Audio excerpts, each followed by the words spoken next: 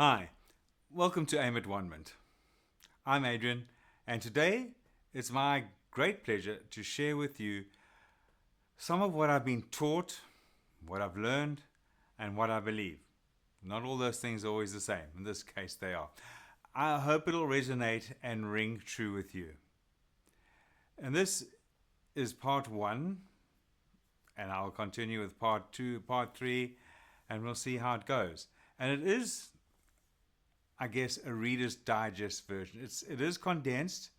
I could expand on many sections of what I'm talking about, but I'm just trying to keep a coherent story. So I'm sure in the future, I hope in the future, to do just that and expand on some areas.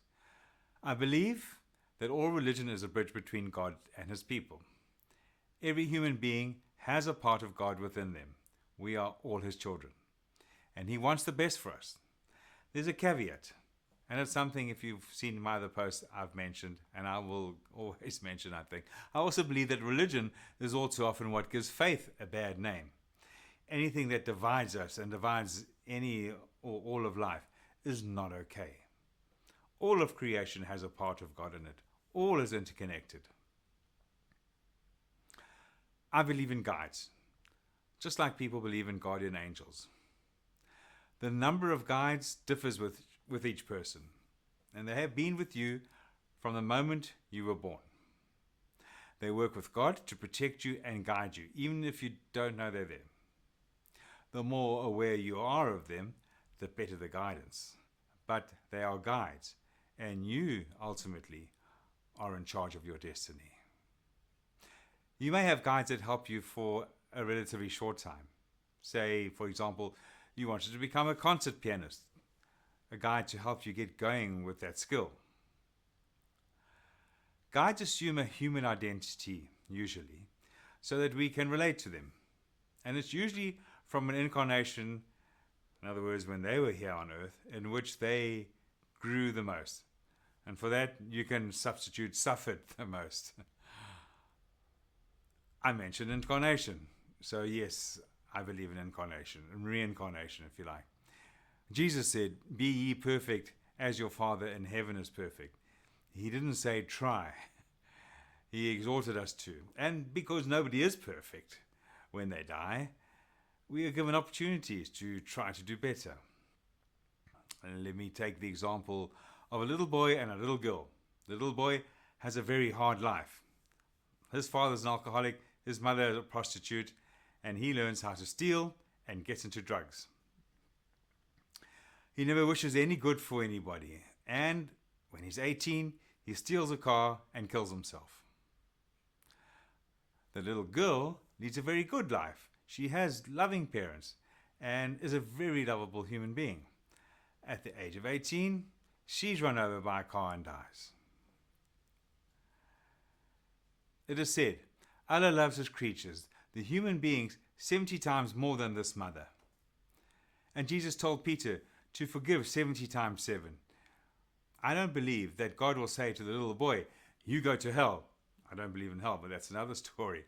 And to the little girl, "Come and live with me." I believe what Jesus said, that my Father's house has many mansions. Those are different levels of existence. There are 7 of them, called the 7 planes. Each plane has a different vibration and a different degree of light. And vibration gets higher as you go up the planes. And when you die, nobody tells you what plane you should be on. You just go to the plane where you feel the most comfortable. So you might want to go to another plane, a higher plane, but you won't fit in. It'll be too bright for you. For want of another way of putting it, I believe in something called a love tie. If your parents have died before you, or your grandparents, they will wait to see you in spirit. They'll wait on the planes. Your mother will have spoken to you about your grandparents, even your great-grandparents, but probably not your great-great-parents, and that is where a love tie is broken or doesn't extend. So if your mother's died before you, she will wait in spirit to see your children too, and perhaps their children who you have told about her. So that's a love tie being built and extended. Even an old lady who has no relatives and only a parrot during her lifetime, she'll want to be with that parrot when she dies. So how can God, being a loving God, not allow that? So love ties can also exist with animals. So in spirit or in astral, everything is telepathy and thought. There are no language barriers, and anything you want you can have, be it houses, be it cars, clothing, pets, whatever. So after you die, you're met by your loved ones, as I've just mentioned, and you go to what is called the rest home. Here you rest a while and you get taught about life on the plains. Retaught, I should say. Not until all your love ties are broken can you reincarnate. And that can take anything from 100 to 200 years. Of course, there's no time in spirit, so there's no clock watching and waiting to get back to another incarnation. When you want to reincarnate, and you don't have to after reaching a certain stage, you go to the karmic lords. Because, as I've just mentioned, there's no time in spirit, you're able to sit down and review your past life moment by moment. You'll see what you did right, what you did wrong, and the karmic lord will suggest to you what sort of life you should have the next time around. And because you're working within God's love and His laws, you will see life and its hardships very differently from how you're likely to see them now. You may want to experience being born black or blind or crippled. You may want a life where your parents divorce, or you may want to experience divorce yourself. Why? Because it's through these hardships that we grow spiritually, if you haven't already worked that out for yourself in this life. I mean, you can't feel sorry for somebody who has a headache if you haven't had one yourself.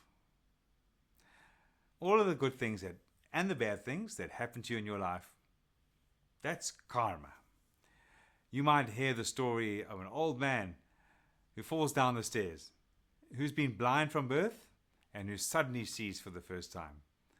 The doctors can't explain that, but that's merely karma having been worked off.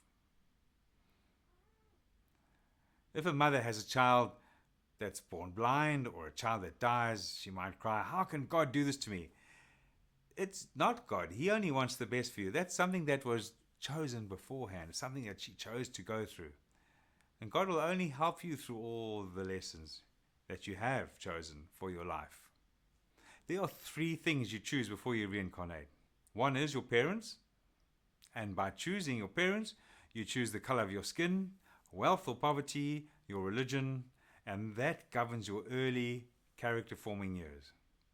You choose the main things that will occur during your life, whether you'll be hit by a bus and crippled for life, at what stage your parents will die, that kind of thing. And you choose the moment of your death. Those 3 things. If you die in an accident, you will go into spirit and grow up there. Old people who die grow backwards until the ideal age of 33, the age that Jesus died on the earth. When your relatives meet you in spirit after you die, they will look exactly as they did on the earth when you last saw them. But when you've been in spirit a short time, you'll see that they're actually much younger. There's no pain in spirit and no suffering. You are within God's love and everything works within His laws. When a person commits suicide, that's at a time in their lives when they feel there is too much suffering and they cannot cope. This is not so. God never gives too much suffering. And I alluded to choosing what you go through. It's all worked out pretty carefully, really carefully, with the karmic Lord. So when you sit with the karmic Lord, the amount of suffering you can deal with is considered very carefully. All human beings have an inner knowledge that suicide is wrong. In Afrikaans, in South Africa where I come from, the word in Afrikaans is selfmoord, which means self-murder.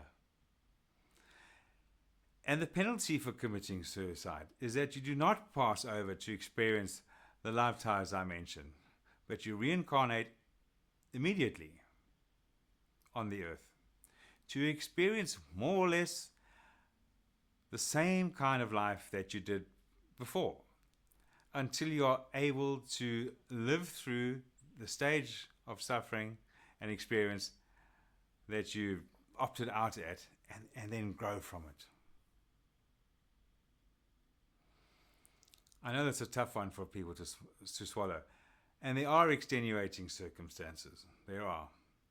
I knew somebody who threw herself off a building, but she had been driven insane by, well, actually it was a breast implant, the old-fashioned kind that leaked, and it literally drove her nuts. She wasn't herself anymore.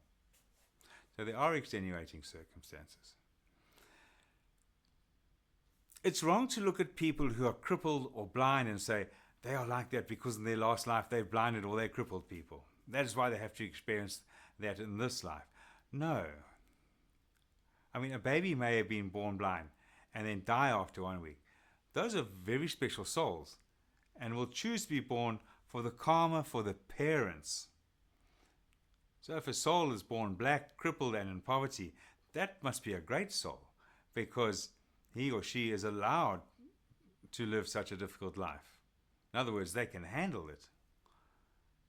That is why there are cripples and blind people and people of different color skins, different religions, each person on the different path that they have chosen, working with their own free will towards God.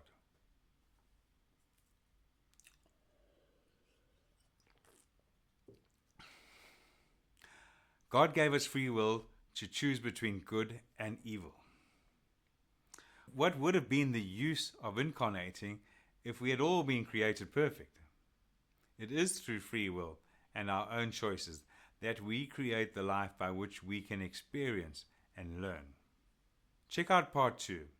And I'm keeping these fairly short because sometimes there's a lot to take in. Maybe not for you, but for somebody else. And I'm keeping them condensed and short, and I hope to expand on them later. If you find value in what I'm sharing, please give it a thumbs up, hit the subscribe button, and then hit the notification bell too, so you don't miss anything. And please remember, you are a sliver of divinity, as I've already said. Keep your sliver shining and reflecting back to God and to all life, and let no one dull your shine. I talk about ghost busting and mental healing in other posts. If you'd like help with anything related to that, you can email me. My contact details are in the description box below.